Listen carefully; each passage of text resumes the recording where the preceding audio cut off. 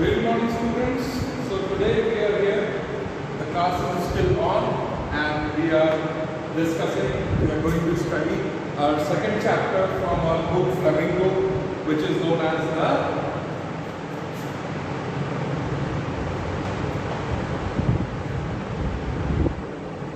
the Lost Spring. Okay, who can help me with the word spring? What do you mean by spring? I mean, like this is spring which we have in the coil and the mattresses. What else? Yes, absolutely right. The spring is one of the many seasons which are available, and we are blessed to be born in the countries such as India, where we get to experience very many festivals, very many seasons, and we also get to experience the spring month, right? Which comes after the summer, winter, rainy, and after the rains comes the monsoons, which is also known as the spring season, right? So Anees Jung is our author, who was born in Rourkela and spent her childhood and adolescence in Hyderabad. She was born in Rourkela and she spent her young age adolescence in Hyderabad, right? She received her education in Hyderabad and in the United States of America. Her parents were both writers, and Anees Jung began her career as a writer in India. She has been an editor and columnist for major newspapers in India and abroad, and has authored several books. The following is an excerpt from her book, which is known as The Lost Spring: Stories of Stolen Children. Right? Here she analyzes the grinding poverty and traditions which condemn these children to a life of exploitation. Getting the point? तो basically ये दो बच्चों के ऊपर, कुछ बच्चों के ऊपर ये कहानी है, जिसको इन्होंने, हमारी जो राइटर है जंग, उन्होंने एनालाइज किया है कि how they work on, how they deal with their poverty, right? So basically the story considers her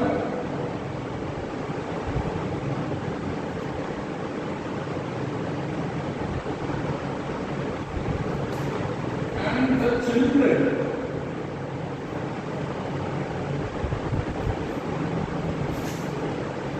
affected with it, right? So basically she has done some research on the poverty which lies all throughout our country, and also the children which, because of the poverty, because of the poor background, because of the cruel society, get to face lot of problems, and all their lives, वो जो बच्चों का पूरा जीवन है वो खत्म हो जाता है इसी जद्दोजहद में कि वो अपनी जिंदगी को किस तरीके से सही पायदान तक पहुंचा सके। ठीक है? डॉक्टर थोड़ा सा मैं आपको स्टोरी के बारे में बता दूं। ये जो हमारी लॉस्ट स्प्रिंग स्टोरी है, स्प्रिंग का मतलब मैंने आपको समझा दिया कि वो मौसम है कि जिसको हम एक्सपीरियंस करते हैं रेन्स के बाद। बेसिकली क्यों इसे एक्सपीरियंस और एक खुशहाली का मौसम कहा गया है, क्योंकि ऑलरेडी इस वक्त हमारी बच्चों की स्कूल्स की समर वेकेशन से स्टार्ट हो जाती है। तो बेसिकली वो घूमने जाते हैं, कहीं माउंटेन्स पर चले जाते हैं, बहुत लगातार स्कूल आते वक्त कुछ पेरेंट्स की भी छुट्टी हो जाती है, the high courts they get to get their vacation as well. तो क्या होता है कि ये थोड़ा सा फेज एक ऐसा होता है कि अपनी जनरल लाइफ से मुड़ करके थोड़ा सा हम कुछ और तरीका, थोड़ा सा रिलैक्सेशन, थोड़ी सी खुशी, थोड़ी सी हैप्पीनेस, थोड़ी सी रिक्रिएशन का फायदा उठा रहे हैं। लेकिन यहाँ पर हमारी वो जो रिक्रिएशन, वो जो हैप्पीनेस है, इसको राइटर के हिसाब से हम अगर रिज्यूम करें तो यहाँ पर स्प्रिंग का मतलब हैप्पीनेस है, जैसा कि मैंने आपको अभी बताया, और ये लास्ट स्प्रिंग है जिसे हम लॉस्ट हैप्पीनेस कह सकते हैं। ठीक है, यहां तक किसी को कोई प्रॉब्लम? आगे बढ़े। और तो बेसिकली दो बॉयज की कहानी है, who lost their spring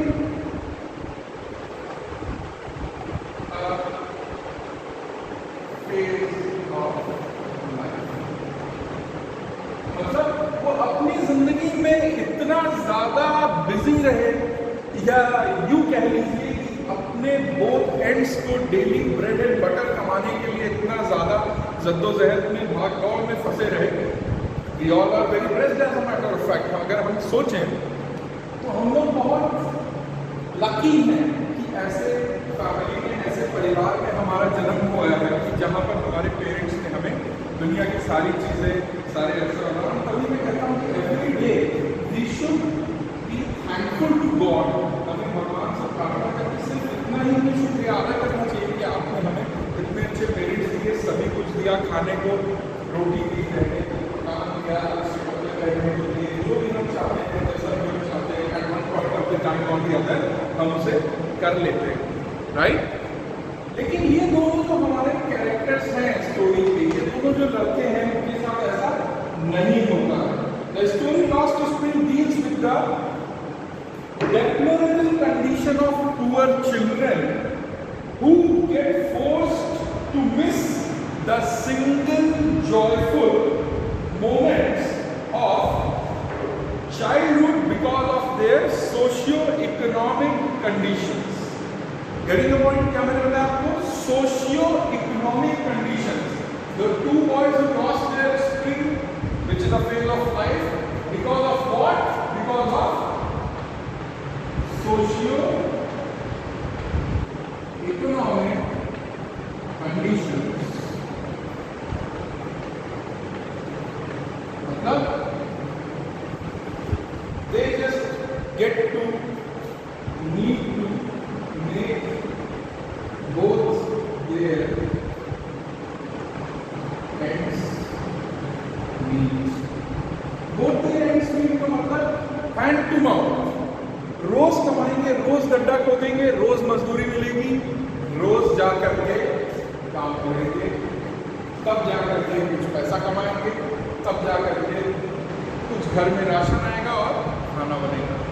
कायदे से देखा जाए तो हम लोग भी लेबर ही हैं, बस फर्क सिर्फ इतना है कि हमें हर रोज सैलरी डाउन करके मंथ के एंड में सैलरी मिलती है, और काम तो हमें भी वैसे ही करना होता है। अगर हमें हर रोज सैलरी मिले, हमारी सैलरी को 30 से डिवाइड कर दीजिए, तो approximately the same figure you are going to get कि पर डे आपकी कितनी इनकम है, जिसकी वजह से आप सब काम करते हैं अपने, जिसको कहते हैं कि घर की कंडीशंस के बारे में सीखते हैं। जब पैसा मिलेगा तभी तो राशन आएगा, तभी तो हम आगे बढ़ पाएंगे। तो ये बेसिकली दो ऐसे लड़कों की कहानी है, ठीक है।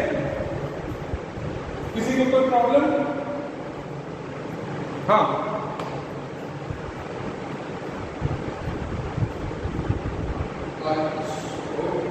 After the class, right, this is not related to our chapter, after the class. तो दो कैरेक्टर्स हमारे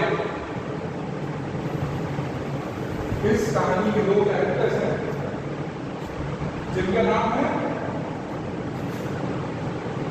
साहिबे आलम।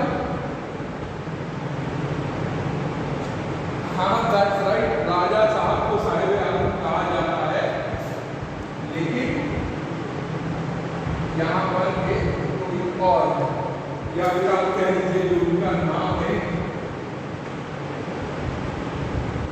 सरकार के अंडर में आता है। और सॉरी मुकेश, राइट। तो मुकेश क्या है? मुकेश एक बैंगन मेकर है। बैंगन मेकर क्या चूड़ी बनाते हैं, पर वो तो बहुत छोटा है, चूड़ी का बनाएगा, चूड़ियाँ बनाने में मदद करता होगा। और हमारे सारे आलम है वो क्या है? एक रैक मेकर है। मैंने कहा ना रैक मेकर आप लोग जानते हैं, वो लड़के वो बच्चे जो बड़ा सा एक झूला ऐसे कंधे पे लटकाए घूम करके कूड़ा करकट इकट्ठा करते रहते हैं। एक्चुअली हम कभी सोचते भी हैं कि वो कर क्या रहे हैं, बट एक्चुअली उनका काम क्या होता है? बेसिकली उनका काम रहता है गार्बेज सेग्रीगेशन। प्लास्टिक की कोई बॉटल मिली उसे अलग, शीशे की कोई बॉटल मिली उसे अलग, टीन के कोई बॉक्स, कोई कंटेनर, कोई डिब्बा मिल गया उसे अलग, पेपर अलग, रद्दी अलग, प्लास्टिक अलग। तो बेसिकली वो अलग अलग सब काम करते रहते हैं। कभी कभी आपने देखा होगा उनके हाथ में एक ऐसे लंबा सा एक ऐसे डंडे जैसा एक टूल भी होता है इस तरीके का, जिसे वो पकड़ करके ऐसे उससे प्रिक करके सब चीज़ें सेग्रीगेट करते रहते हैं, राइट। तो अब आप समझ सकते हैं कि दो लड़कों की कहानी है। एक बेचारा पूरा करके सेपरेट करता है और दूसरा जो लड़का हमारा है वो चूड़ी बनाने की फैक्ट्री में, चूड़ियाँ जो मदर्स हमारी मम्मी लोग दीदी लोग चूड़ियाँ पहनती थी, तो उसकी स्टोरी, ठीक है। तो स्टोरी शुरू होती है, समटाइम्स आई फाइंड अ रूपी इन द गार्बेज। इसका क्या मतलब है? समटाइम्स आई फाइंड अ रूपी इन द गार्बेज। गार्बेज का काम कौन करता है? वेरी गुड, सारे करते हैं गार्बेज का काम। तो वो जब कूड़ा करकट इकट्ठा करते रहते तो कभी कदार उन्हें 1-2 रुपए के सिक्के भी मिल जाते हैं। तो वो बेचारे उनके लिए तो हैप्पीनेस है, उनके लिए तो वही खजाना है। कभी रोज काम कर रहे हैं, रोज 100 रुपये मिलता है कूड़ा करकट साफ करने का, इकट्ठा करने का। या that's right, 100 rupees, not more than that. Even आज की डेट में भी ये स्टोरी काफ़ी पुरानी है, बट फिर भी इसका इम्पैक्ट इतना है कि आज भी प्रॉपर इम्पैक्टफुल है, right. So sometimes I find a rupee in the garbage. Why do you do this? I ask Sahib when I encounter very morning scrounging for gold in the garbage dumps of my neighborhood. Right? Scrounging. Again, you get a new word. Who is the meaning of scrounging?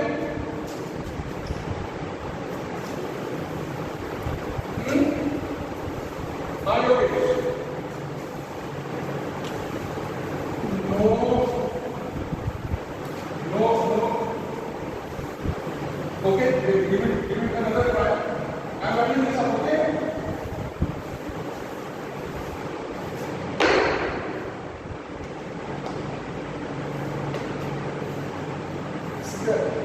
Don't, I tell you. Scrounging means searching. Sometimes when there are millions and millions of words in the English language, तो ज़रूरी नहीं है कि आपको हर एक word का पता हो। न्यूज़पेपर्स मैगजीन्स में कितना कहता हूँ आपको कि पढ़ते रहिए, उससे आपकी वोकैबुलरी बढ़ती है। हाँ, पढ़ते तो हैं नहीं, तो फिर इसीलिए प्रॉब्लम होती है। जब पढ़ते रहेंगे तो नए नए वर्ड्स पता लगेंगे, डिक्शनरी खोल करके नए वर्ड्स का मीनिंग ढूंढ लीजिए, तो आपकी पर्सनल वोकैबुलरी इंक्रीज हो जाए, ठीक है। तो sometimes I in the morning is looking for gold in the garbage dumps of my neighborhood. I have left his home long ago. Set amidst the green fields of Dhaka. Get the point? Dhaka capital D से लिखा हुआ है. That means they are talking about the place Dhaka. ठीक है? His home is not even a distant memory. There were many storms that swept away their fields and homes. His mother tells him that's why they left, looking for gold in the big city where he now lives. I have nothing else to do, he mutters, looking away. Go to school, I say glibly, realizing immediately how hollow the advice must sound. There is no school in my neighborhood. When they built one, I will go. क्या हो गया?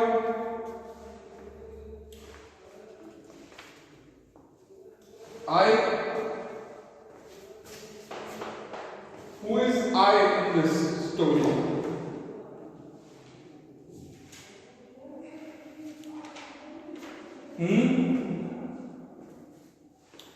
Yes, right. Anish Jan. Anish Jan, our writer.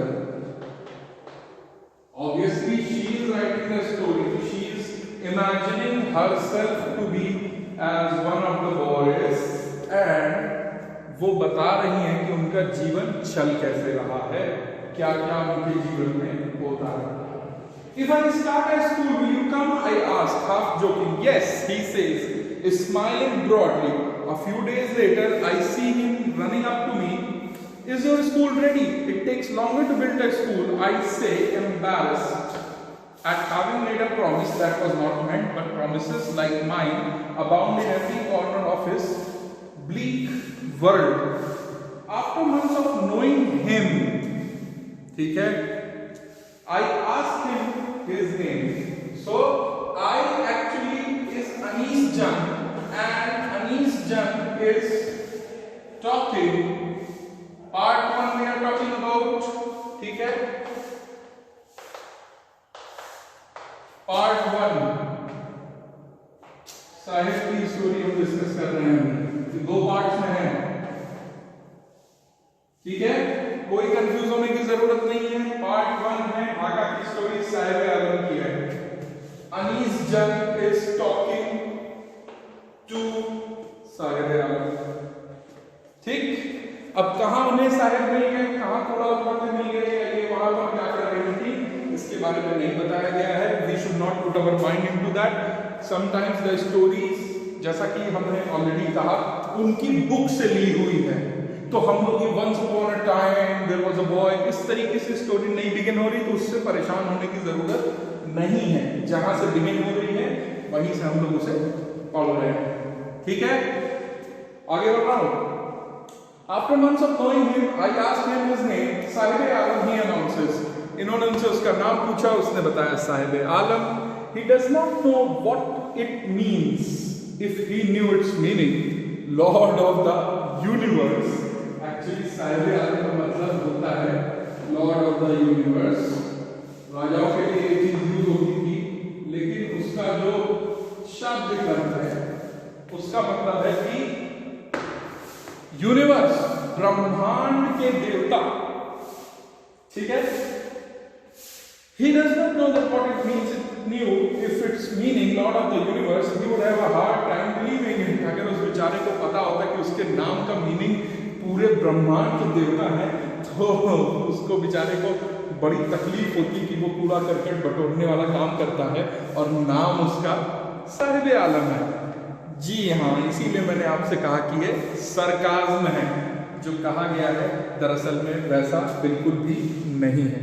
Unaware of what his name represents, he roams the streets with his friends, an army of barefoot boys who appear like the morning birds and disappear at noon. Over the months, I have come to recognize each of them. Why aren't you wearing chappals? I asked one. My mother did not bring them down from the shelf. He answered simply. कोई problem? उन्होंने पूछा कि आपने चप्पल क्यों नहीं पहनी है. उन्होंने कहा कि मेरी मम्मी मेरी चप्पलें नहीं ले आई. Even if she did, he will throw them off. Adds another who is wearing shoes that do not match. Sahib आलम के साथ में एक और जनाब खड़े हुए थे, उनका नाम नहीं दिया हुआ है. मतलब साहिब आलम के साथ में वो भी पढ़ाई करते होंगे या किसी जो कूड़ा करकट बटोरने वाला काम होता है वो काम करते होंगे. ठीक है, तो उन्होंने जूते पहन रखे थे जो कि मैच नहीं हो रहे थे. राइट पैर में लेफ्ट वाला जूता था, लेफ्ट पैर में राइट वाला जूता था. राइट वाला जूता ग्रीन कलर का था, लेफ्ट वाला जूता ब्राउन कलर का था. कहीं मिल गए होंगे कूड़े में, तो उन्होंने पहन लिए. और उन्होंने कहा कि इनको अगर चप्पलें मिल जाए तो भी नहीं पहनेंगे. इनके दोस्त रहे होंगे तभी उनके बारे में काफी कुछ जानते हैं. When I comment on it, he shuffles his feet and says nothing. Shuffles मतलब कार्ड की डेक को ताश के पत्तों को, गड्डी को हम शफल करते हैं, मिक्स करते हैं। तो इसने अपने पैरों को मिक्स कर लिया, मतलब अचानक से किसी ने देख लिया तो थोड़ा सा जैसे बेचारे छिपाने की कोशिश करते हुए। So that word she has used to denote as shuffles, ठीक है। I want shoes, says a third boy who has never owned a pair all his life. तीसरा लड़का एक जो उन्हीं के साथ था, उसने कहा कि मुझे जूते चाहिए। बेचारे के पास पूरी जिंदगी में कभी उसने जूते नहीं देखे होंगे। ऑब्वियस सी बात है कि ये बच्चे ऐसे ही पैदा होते हैं और बेचारे कहाँ से कहाँ पहुंच जाते हैं। जूते नहीं देखे इन्होंने तो उन्हें जूते चाहिए थे। Travelling across the country I have seen children walking barefoot in cities on village roads. अब ये राइटर अपने बारे में बता रही हैं, अनीस जंग, कंफ्यूजन नहीं, ठीक। उन्होंने कहा कि पूरी दुनिया घूमते हुए मैंने बच्चों को देखा कि गांव के बच्चे सड़क पर for the lack of money but a tradition to stay barefoot. कुछ कुछ उनमें से ऐसे भी होते जिनके पास पैसों की कमी नहीं होती, लेकिन उनको नंगे पैर रहने में मजा आता, तो वो नंगे पैर ही घूमते रहते हैं। I wonder if this is only an excuse to explain a perpetual state of poverty. और मैं कभी कभी ये भी सोचती हूँ क्या ये सिर्फ एक एक्सक्यूज है, ये सिर्फ एक बहाना है कहानी को घुमाने का, गरीबी को छिपाने का, पॉवर्टी को दर्शाने का, कि आपके पास पैसे हैं तभी आप चप्पल नहीं पहन रहे, तो जरा लोग देखेंगे चप्पल नहीं पहने तो लोग सोचेंगे कि अरे बेचारे बड़े गरीब हैं। कभी कभी मेरे मन में ये ख्याल भी आता है। I remember a story, a man from Udipi once told me, Udipi written with capital U is the name of a place, right? Once told me as a young boy he would go to school past an old temple where his father was a priest. He would stop briefly at the temple and pray for a pair of shoes. 30 years later, I visited his town and the temple which was now drowned in an air of desolation. किसी ऐसी जगह गई होगी जहाँ पर एक मंदिर होगा, उसके पास की ये कहानी मुझे ये घटना बता रही है, लेकिन अब उस मंदिर को बिल्कुल डेजोलेटेड, अकेला, वीरान, अनजान छोड़ दिया गया है। In the backyard there lived the new priest, और उसी मंदिर के पीछे के हिस्से में जो नए प्रीस्ट थे, नए पुरोहित, नए पंडित जी रहा करते थे। There were red and white plastic chairs. Red and white plastic chairs थी वहाँ पर। A young boy dressed in a grey uniform wearing socks and shoes arrived panting and threw his bag on a folding bed. एक छोटा सा बच्चा, young सा लड़का, grey colour की यूनिफॉर्म और जूते मोजे पहने हुए आया, और जैसे कि आप लोग जाकर के घर से अपने बैग ये निकाल करके बेड पर फेंका, स्टाइल से वो गया, शॉट मारा हमने सो उस तरीके से उन्होंने बैग निकाल करके बेड पर फेंक दिया। Let me never lose them, the goddess had granted his prayer. Young boys like the son of the priest now wore shoes, but many others like the ragpickers in my neighborhood remained shoeless. तो अब मैंने देखा पुरोहित जी वाले कभी चप्पल पहने ना दिखे हों, लेकिन पुरोहित जी के जो लड़के थे इनका कहने का सिर्फ एक ये कंपैरिजन कर रही हैं कि उनके बच्चों के पास इतना पैसा है कि उन्होंने चप्पल जूते सब पहन सकते हैं, अफोर्ड कर सकते हैं, लेकिन उसकी कद्र नहीं है। भगवान उन्हें सद्बुद्धि दे और ये जो बैग को फेंकते हैं, भगवान करे उस बैग की सारी विद्या इनके अंदर जल्दी से आ जाए, जल्दी से समा जाए, भगवान इतनी कृपा बने। लेकिन अभी भी जो हमारे मोहल्ले के रैग पिकर्स हैं, जो मेरे मोहल्ले में जो बच्चे रहते हैं जो कूड़ा करकट इकट्ठा करते हैं, उनके पास पहनने को चप्पल आज भी नहीं थी। My acquaintance with the barefoot rag pickers lead me to Simapuri, a place on the periphery of Delhi. ठीक है, periphery मतलब बॉर्डर, ठीक है। हाँ ठीक है, मैं बिना कंपास के भी सर्कल बना लेता हूँ। तो दिल्ली के बॉर्डर पर एक छोटी सी जगह है जिसका नाम है सीमापुरी, ठीक है। वहां की ये कहानी है। Miles away from it, metaphorically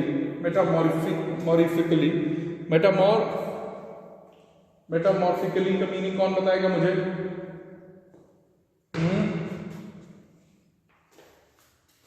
note down the word. मैं बिल्कुल नहीं बताऊंगा आपको, आप इस वर्ड को नोट कर लीजिए। METAPHOR, हाँ वही मेटाफोर जो हम लोगों ने पोएट्री में पढ़ा है, मेटाफोर से बना हुआ है, मेटाफोरिकली, ठीक है। Those who live here are squatters who come from Bangladesh back in 1971. Dhaka is the capital of Bangladesh.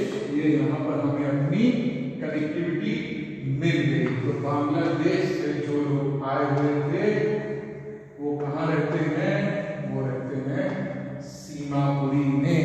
Squatters means इसका भी मीनिंग आप ढूंढेंगे। चलिए मैं बता देता हूँ आपको। स्क्वैटर्स का मतलब होता है कि खाना बदोश। समझने के लिए आप इसे समझ सकते हैं कि जैसे जो लोग जगह जगह दर दर भटकते रहते हैं, अपना बोरिया बिस्तर लेकर के, अपना पूरा घर बार सब छोड़ करके निकल आए, चले जा रहे जहाँ पर अगर ऐसी कोई अच्छी जगह मिलेगी जहाँ पर खाने पीने की व्यवस्था है, काम धंधे की व्यवस्था है, तो वहाँ पर रुक जाते हैं और वहीं पर अपना बोरिया बिस्तर रख करके वहीं पे बस जाते हैं। अपनी पूरी फैमिली के साथ ट्रेवल करते हैं। घर की एक भी चीज़ नहीं होती, तो बेसिकली इनका पुराना घर इनका नहीं होता, ठीक है। जहाँ से निकल आते हैं वहाँ से निकल आते हैं और फिर जिस जगह पर पहुँच जाते हैं कोशिश करते हैं कि वहीं पर अपना घर, अपना मकान बना लें, ठीक है। तो Sahib's family is among them. Sahib's family is among whom?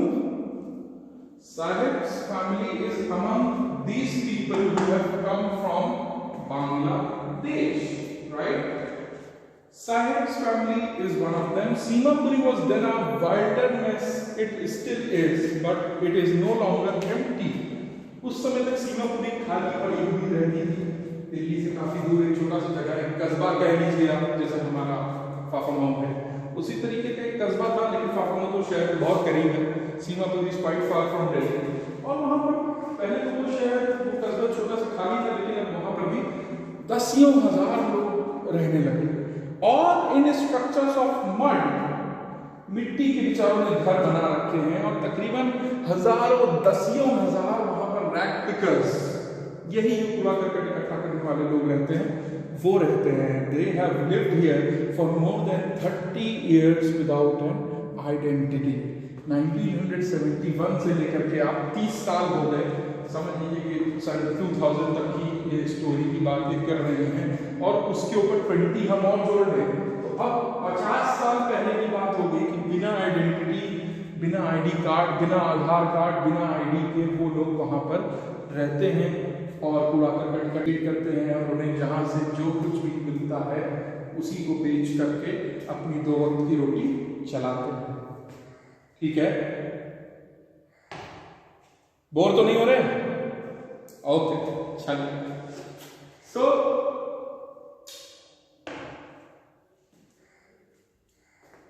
they enlist them to buy the ration cards and their family names on voter list and enable them to buy grain. They have lived here for more than 30 years without an identity, without permits, but with ration cards.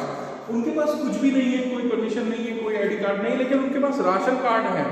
Ration card से कम उन्हें सरकार की तरफ से खाना मिल जाता है, ration मिल जाता है, जिससे वो अपनी रोजी रोटी चलाते हैं, अपना जीविकोपार्जन करते हैं, ठीक है। Food is more important lists and enable them to buy grain. Food is more important for survival than identity. हाँ, जाहिर सी बात है कि भाई जिंदा रहने के लिए आईडी से ज्यादा जरूरी तो खाना है। आईडी के बिना आदमी मर नहीं सकता जब तक पकड़ा ना जाए, जब तक उसने कुछ गलत काम ना किया हो, लेकिन खाने के बगैर तो 24 घंटे 48 घंटे you never know. So if at the end of the day we can feed our families and go to bed without an aching stomach, अगर एक दिन के अंत में हम लोग अपने परिवार को खाना खिला पाते हैं बिना पेट दर्द का होता है, यहाँ पर पेट दर्द इस्तेमाल किया गया है खाने के लिए, समझ जाएगा। कहते हैं ना कि भाई भूख के मारे पेट में दर्द हो रहा है, पेट में चोरी कूद रहे हैं, बुरा हाल हो रहा है, तो शायद ही कोई दिन ऐसा होता है कि जिस दिन हम लोग पेट में बिना दर्द के मतलब खाना खा करके सो पाते हैं। ज़्यादातर दिन ऐसे ही होते हैं कि जिसमें हमें खाना नहीं नसीब होता, So we would rather live here than in the fields than have us no grain. Say a group of women in tattered sarees. Tattered माने फटे पुराने चिथड़े, कुछ चिथड़ों सी फटी हुई साड़ी में लपटी हुई औरतों ने कहा कि हमें यहाँ पर खेतों में पड़े रहने में ही कम से कम थोड़ा सा संतुष्टि महसूस होती है कि खाना कुछ खाने को नहीं मिलता। खाली पेट सोने से अच्छा है कि हम यहाँ पर कम से कम खाने के बीच में सोएं। ठीक है, आप कच्चा गेहूँ कच्चा धान चबा नहीं सकते, लेकिन कम से कम वहाँ पर सो करके एक मेंटल सेटिस्फैक्शन तो ले सकते हैं, ऐसा उन्होंने कहा।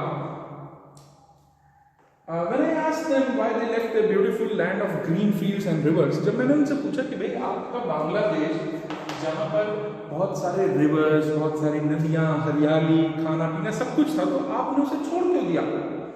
Wherever they find food, they pitch their tents that become transit homes. मैंने आपको बताया जिसे हम कहते हैं खाना बदोश। जहाँ पर खाने की तलाश, जहाँ पर खाना मिला, जहाँ पर कोई काम करने की व्यवस्था मिली, पूरा बोरिया बिस्तर उठाया, एक छोटा सा तंबू लगाया, मिट्टी का घर बनाया, मिट्टी का तंबू बनाया और उसी में रहने लगे। आप देखते होंगे हमारे शहर के चारों तरफ an number of places lines में, आप देखिए NFDC चर्च के पास में लोगों ने पूरा घेर करके पूरा बना रखा है। उनकी बड़ी बड़ी फैमिलीज होती हैं, छोटी सी फैमिली है, उसमें 5-5, 6-6, 7-7, 8-8 बच्चे हैं, सब लोग रह रहे हैं, किसी के पास खाने को नहीं है। आधे से ज़्यादा उसमें बेचारे बिना कपड़ों के घूमते रहते हैं, कुछ पहनने को ठंड में और भी बुरी एक बदतर हालत होती है। तो through the years it has acquired the propositions of a fine art. Garbage to them is gold. इतने सालों में उन्होंने एक काम सीख लिया है, क्या? कूड़ा करकट बटोरना, और उससे भी ज्यादा जरूरी कूड़ा करकट सेग्रीगेट करना। Garbage segregation as a matter of fact in India, क्योंकि गार्बेज यहाँ इतना होता है, इतना होता है, इतना कचरा करते हैं हम लोग, इतना कचरा फेंकते हैं, क्या हो गया है, इतना कचरा फेंकते हैं हम लोग कि हमें उस कचरे को सेग्रीगेट करने के लिए अब जाकर के हमारे पास ग्रीन और ब्लू बिन्स है। पहले तो नहीं हुआ करते थे, अब जाकर के सरकार ने इंट्रोड्यूस किए हैं ग्रीन बिन्स और ब्लू बिन्स की। आप जो है हमारा रिसाइकेबल वेस्ट इसमें फेंकिए, बायो वेस्ट इसमें फेंकिए, नॉन रिसाइकेबल वेस्ट इसमें फेंकिए। अब तो उनके लिए गार्बेज, कूड़ा गोल्ड है। क्यों? क्योंकि उसी से उनका जीवन चलता है। उस जमाने से वो उसे हाथ से कूड़ा, सोचिए हम ग्लव्स पहन करके कहा जाए, जूते पहन करके कहा जाए, तो हमें कोई भी चीज छूने में बड़ी घिन आती है, घृणा आती है कि हम कूड़े को जाकर के कैसे छुएं। सोचिए उनका जीवन कैसा है, दिन भर रात भर वो बिना चप्पल, बिना जूते, बिना कपड़े, हाथ से एक एक चीज बटोर करके, संभाल करके, झाँकते विरोते रहते हैं। इसीलिए वो औरतों का कहना क्या है, औरतों का कहना है कि भाई सोना तो हमारे लिए कूड़ा ही है। आपके लिए सोना गले में पहनने वाली किसी बड़ी ही कीमती वैल्यूएबल वस्तु को कहा जाता होगा, लेकिन हमारे लिए सोना हमारा कूड़ा है। क्यों? क्योंकि उसी सोने के ऊपर काम करने से हमें 4 पैसे मिलते हैं, जिससे हमारा घर चलता है, जिससे हमें खाना मिलता है। It is their daily bread, a roof over their heads, even if it is a leaking roof, but for a child it is even more. इन औरतों ने तो कहा कि भाई ठीक है, सर पे छत तो है, खाने को पहनने को कपड़ा बिना कपड़ों के रहते हैं, लेकिन खाने को कम से कम 2 रोटी तो है, भूखे तो नहीं सोना पड़ता। और उनके जो बच्चे हैं, या जो बच्चे हमारे साहिब आलम की तरह हैं, जो कि ऑर्फन हैं, अनाथ हैं, जिनके मम्मी पापा का पता नहीं कहाँ रूठ गए, कहाँ बिछड़ गए, मेले में बांग्लादेश से यहाँ तक आने में बिछड़ गए, कहाँ बिछड़ गए कुछ आता पता नहीं, पहला उनकी फैमिली नहीं है, तो उनके लिए तो सर पर एक सिर्फ छप्पड़ रहना, 3 दीवार रहना, एक उन्होंने कहीं से फ्लेक्स मिल गया, उसको एक दीवार बना लिया, एक त्रिपाल मिल गया, उसको ऐसे अच्छा करके लगा लिया, एक मिल गया, तो सब किनारे बहुत सारे लोग ऐसे झुग्गी झोंपड़ी में अपना लगा दिया, उनको कुछ मिल गया, अपना एक ठिकाना ऐसे करके उन्होंने अपना लगा किया, बना लिया, उसी में वो रहते हैं, उसी में अपना जीवन पार करते हैं। तो बच्चों के लिए तो वो उससे भी ज़्यादा है। I sometimes find a rupee, even a 10 rupee note, Sahib ने कहा कि कभी कभी मुझे एक सिक्का मिल जाता है, कभी कभी 10 रुपए का नोट भी मिल जाता है। कहाँ? वहीं उस कूड़े में। Sahib says his eyes lighting up, जैसे ही उसने कहा कभी कभी 10 रुपए भी मिल जाता है, बड़ी खुशी से कहा उसके लिए 10 रुपए बहुत बड़ी चीज़ है। हम और आप 10 रुपए के बारे में क्या 50 रुपए के बारे में भी आज की तारीख में नहीं सोचते। 50 रुपए को हम लोग चॉकलेट और टॉफियाँ खा जाते हैं। आज डेयरी मिल्क वालों ने अपनी, सॉरी मैं किसी की बुराई नहीं कर रहा हूँ, लेकिन चॉकलेट को छोटा और कर दिया, 5 रुपए वाली चॉकलेट और छोटी हो गई है, और उसके ऊपर लिख करके क्या आता है, उसके ऊपर लिख करके आता है सॉरी नाउ बिगर तो उसने जैसे ही कहा कि कभी कभी मुझे 1 रुपए का सिक्का मिल जाता है, कभी कभी 10 के नोट भी मिल जाते हैं, और उसकी आंखों में एक अजीब सी चमक आ गई। When you can find a coin, silver coin in the heap of the garbage, obviously वो हमारे 1 रुपए के सिक्के देखने में तो सिल्वर जैसे लगते ही हैं, भले ही सिल्वर के बने ना हो, लेकिन कूड़े की ढेर में heap of garbage में कभी आपको अगर एक सिक्का मिल जाए तो आपको बहुत खुशी मिलती है। कभी आप नहीं देखिए, कभी आप अपने कमरे की सफाई कर रहे हो, झाड़ू लगा रहे हो, पुरानी अलमारी ठीक कर रहे हो, ये सब करने में कभी आपको एक सिक्का अगर मिल जाता है कहीं से, तो आपको इतनी खुशी होती है, हमें पैसे मिले, मैंने रखे थे पिछले साल रखे थे, तो एक सिक्का मिल जाता है, आपको कितनी खुशी होगी। सोचिए उन बेचारों के लिए तो वो एक बहुत बड़ी चीज है कि उन्हें कितनी खुशी मिलती है। You don't stop scrounging, for there is hope of finding more. Scrounging माने मैंने अभी आपको बताया SCROUGING, scrounging, स्पेलिंग ठीक लिखी है मैंने SCROUN, scrounging, ठीक है।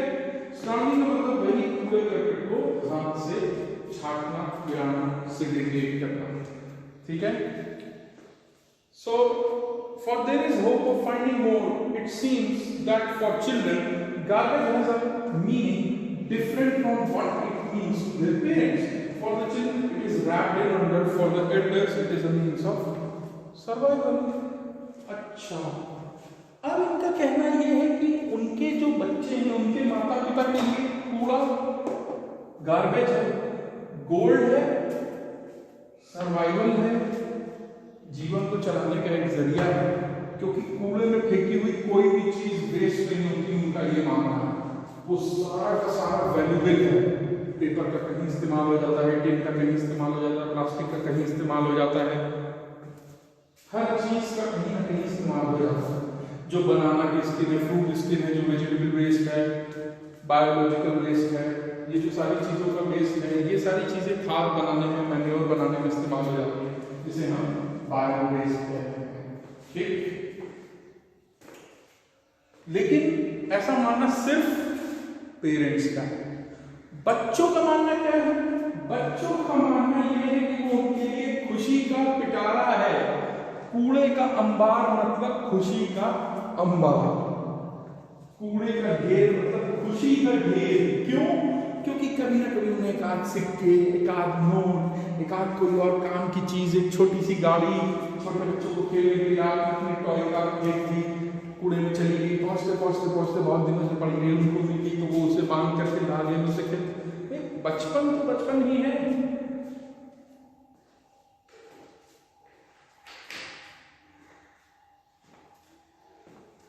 बचपन तो बचपन ही है।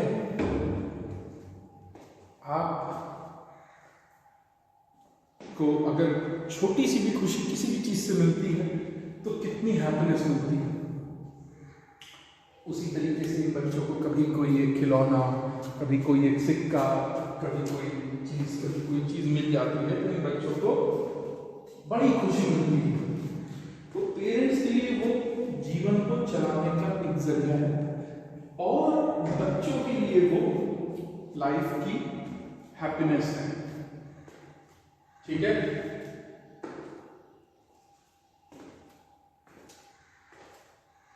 One winter morning, I see Sahib standing by the fenced gate of the neighborhood club, watching two young men dressed in white playing tennis. एक दिन मैंने साहिब को देखा, किसने देखा? अनीस अपनी बात कर रही है। एक दिन मैंने साहिब को देखा एक फेंस गेट, बैरिकेडिंग सा गेट, किसी क्लब का गेट रहा होगा, वहां पर साहिब खड़े होकर के किसे देख रहे थे? दो लोग पूरी व्हाइट यूनिफॉर्म में पहने हुए, white shoes, white shorts, white T shirts पहन करके टेनिस खेल रहे थे। I like the game, he hums, content to watch it standing behind the fence. उसने कहा मुझे ये गेम पसंद है, पसंद है। देख करके ही उसने समझ लिया कि एक्चुअली ये क्या है, कैसे है। उसने कहा ये गेम मुझे काफी पसंद है। I go inside when no one is around. He admits the gatekeeper lets me use the swing. Sahib too is wearing tennis shoes that look strange over his discolored shirt and shorts. Someone gave them to me. Sahib ने कहा कि ये जूते tennis वाले मुझे किसी ने gift कर दिए। एक फटा पुराना सा शूज और जूते शर्ट कुछ और पहन रखे थे, लेकिन जाहिर सी बात है कि उससे मैच नहीं हो रहा था। और उसने कहा कि गेट कीपर कम से कम मुझे झूला झूलने की इजाजत दे देता है। जब ये लोग सब लोग चले जाते हैं तो मैं चुपके से वहाँ चला जाता हूँ, उनसे पूछ लेता हूँ कि भैया अंकल मैं थोड़ी देर झूला झूलूँ, और वो दरवाज़ा खोल देते हैं और मैं जल्दी से झूला झूल लेता हूँ। Saib is wearing the tennis shoes which has been given to him by somebody obviously.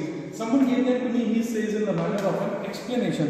जैसे ही उसने देखा कि मैं उसके जूतों की तरफ देख रही हूँ तो वो डर गया कि कहीं मेरे ऊपर इल्जाम न लगा दे कि मुझे जूते कहाँ से मिले, किधर से लाए। तो उसने तुरंत ही मुझे समझाना शुरू कर दिया कि वो ये मुझे वो भैया ने उन्होंने दिए हैं, ऐसे ऐसे इस तरीके से उसने तुरंत सफाई देना शुरू किया। The fact that they are discarded shoes of some rich boy, सच्चाई ये है कि वो बड़े खराब से फटे पुराने जैसे शूज हैं जो किसी अमीर लड़के के हैं, who perhaps refused to wear them because of a hole in one of them, क्योंकि एक में छेद हो गया था तो उन साहबजादे जो थे रईस उन्होंने मना कर दिया कि मैं नहीं पहनूंगा। उनके मम्मी पापा ने उन्होंने ये जूते फेंक दिए होंगे कूड़े में, और या फिर ये उनके घर पे पहुंच गया होगा तो इन्होंने वो जूते इनको दे दिए। The fact that they are discarded shoes of some rich boy who perhaps refused to wear them because of a hole in one of them does not bother him. For one who has bought barefoot shoes with a hole is a dream come true. But the game he is watching so intently is out of his reach.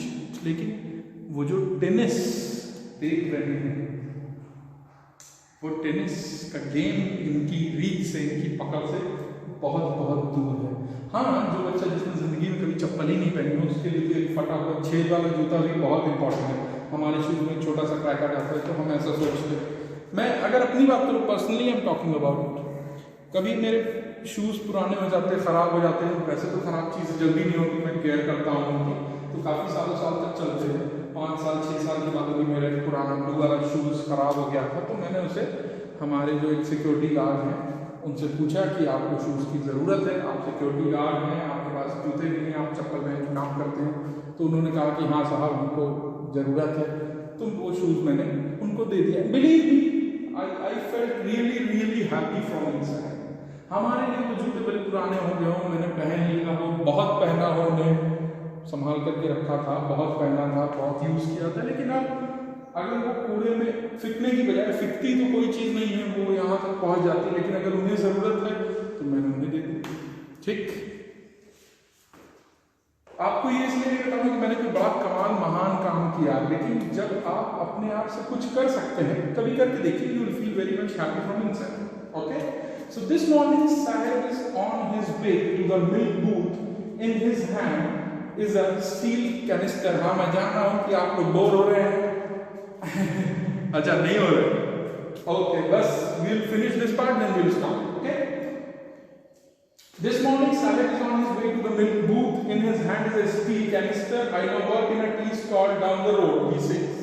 आज सुबह मैंने साहिब को देखा तो उसके हाथ में एक टीन का कनस्तर था और वो मिल्क बूथ की तरफ जा रहा था, जिसको हम यहाँ मिल्क पार्लर कहते हैं अपने यूपी में।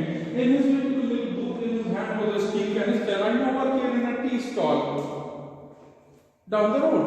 साहिब ने बताया कि मैं अब यहाँ पर एक चाय की दुकान में काम करता हूँ। तो वो जो कहानी थी, दरअसल में आज ये साहिब को देख करके, जब ये पहली बार साहिब से मिली थी तो ये तब की बात याद करने लगी कि उसने क्या बताया था, वो कहाँ से आए थे। वो फ्लैशबैक में वो स्टोरी चली गई। अब यहाँ पर ये फ्लैशबैक से बाहर आ गई है स्टोरी। आज मैं साहब को देखती हूँ, साहिब को, तो मैंने उससे पूछा इतने दिनों बाद, जब मैंने उसे देखा तो मुझे उसकी पुरानी सारी यादें याद आ गई अचानक से। आज मैंने उससे पूछा कि बेटा आप कहाँ जा रहे हो, तो उसने मुझे बताया कि अब मैं ये चाय की दुकान पे काम करता हूँ। पॉइंटिंग एट द डिस्टेंस, वो दूर दिखाई उसने वो चाय की दुकान। I am paid 800 rupees and all my meals. मुझे 800 रुपए देता है वो चाय वाले भैया, मुझे 800 रुपए देते हैं, जिनकी दुकान है, और पूरे दिन भर का खाना देते हैं। Does he like the job? I asked, मैंने पूछा क्या तुम्हें ये जॉब पसंद है, खुशी है? His face, I see, has lost the carefree look.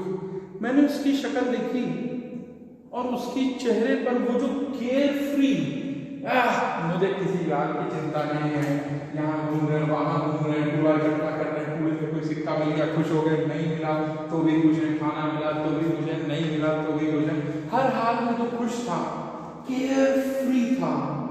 आज उसके चेहरे पे वो केयरफ्री लुक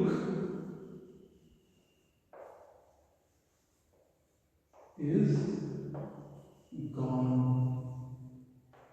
is lost. आज जैसे ही मैंने उससे पूछा कि तुमको 800 रुपये मिल रहे हैं, खाना मिल रहा है, चाय की दुकान पे काम कर रहे हो, कूड़ा करकट बटोरने से तो अच्छा ही था चाय की दुकान पे काम करना, है कि नहीं? तो मैंने उससे पूछा कि अब तुम खुश हो, तो उसने, उसके चेहरे से वो जो केयरफ्री लुक था वो खो गया।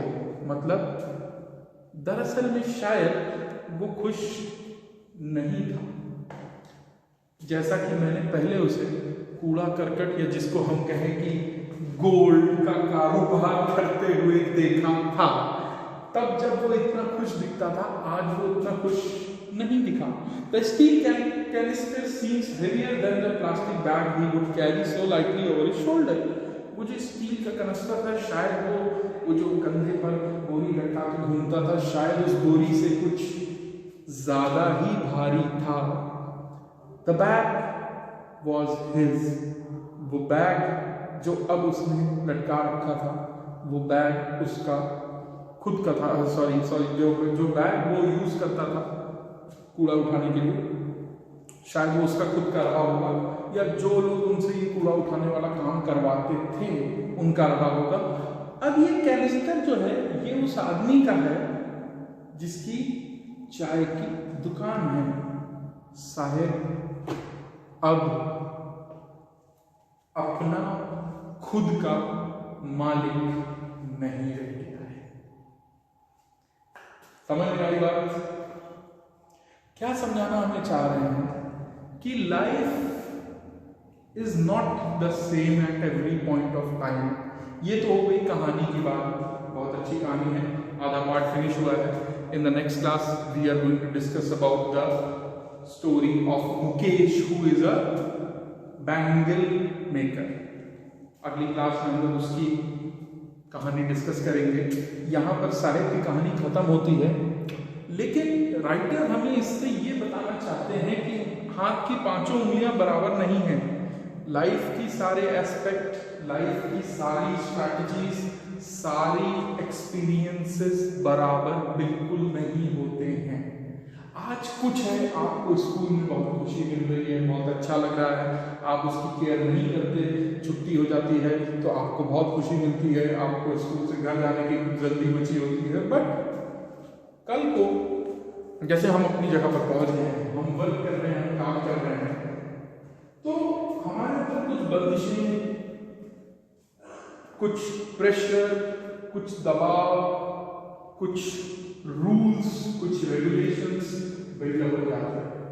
कोई पर्सन अगर हमें कुछ थोड़ा सा भी मनी, थोड़ा सा भी सैलरी, थोड़ी सी भी रिटर्न आउटकम दे रहा है, तो उसके बदले में वो चाहता है कि हम उसके लिए जी भर के काम करें, जैसा वो कहता है उसके हिसाब से काम करें। हम अपने स्वयं के मालिक नहीं रह जाते। इवन बिजनेस की भी अगर मैं बात करूं तो भी आप स्वयं के मालिक नहीं हैं। आप अगर शूज की दुकान खोली, आप बिजनेस कर रहे हैं जूतों का, तो भी आपको कस्टमर आपका मालिक है, आपको कस्टमर के हिसाब से चलना पड़ेगा। तो हम जितनी जल्दी इस बात को समझ जाएं कि हमें काम करना है तो हमें दूसरों के हिसाब से, मास्टर्स के हिसाब से काम करना होता है, उतना ही अच्छा, उतना ही बढ़िया रहेगा। Otherwise the life is yours, the choice is yours. Okay, thank you very much.